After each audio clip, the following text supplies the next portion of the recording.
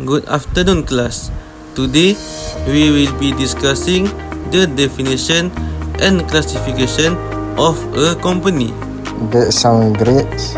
Can we start defining what a company is? Absolutely. So, what exactly is a company?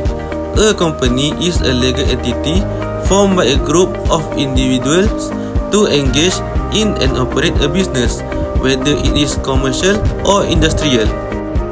I read that under the Companies Act, a company is defined as an incorporated association that has its own legal personality, separate from its members.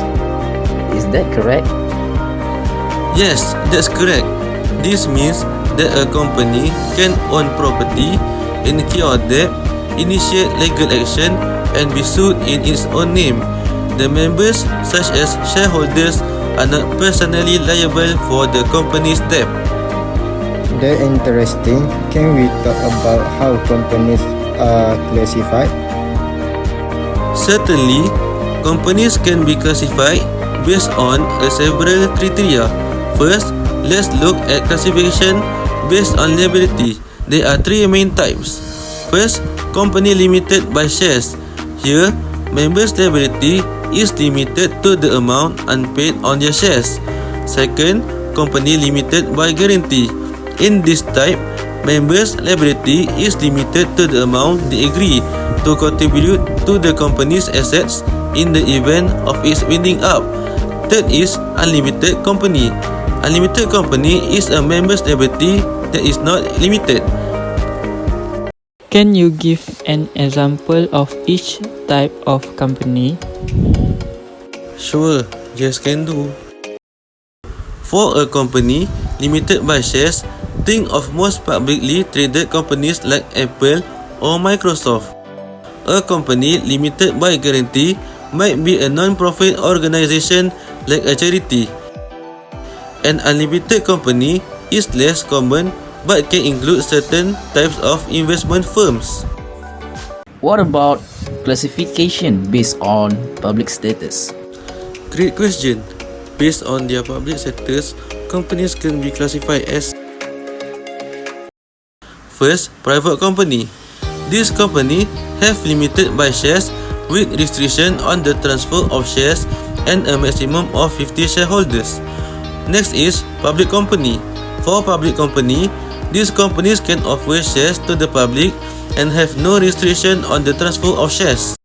Are there any specific benefits for holding and subsidiary companies?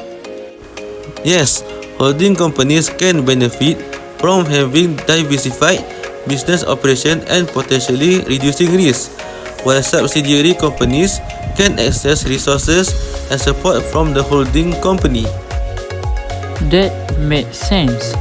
Are there any legal or regulatory advantage for holding companies? Absolutely. Holding companies can benefit from having diversified business operation and potentially reducing risk, while subsidiary companies can access resources and support from the holding company. And how about classification based on the place of incorporation? That's another important classification. Companies can be classified, as you all know. For local company, it incorporated within the same country. For foreign company, it was incorporated outside the country but registered to do business within the country. Are there challenges that foreign companies face when operating in a different country? Yes, foreign companies often face the challenges such as complying with local laws and regulations, navigating cultural differences, managing currency exchange risks, and also dealing with potential political instability.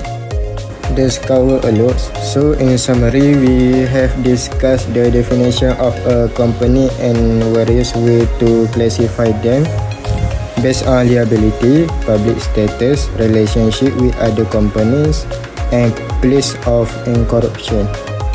Exactly. This gives us a comprehensive overview of the definition and classification of a company. That makes a lot of sense. Thank you, Professor, for the detailed explanation. You are welcome. I am glad you found it helpful. We'll continue our discussion next class.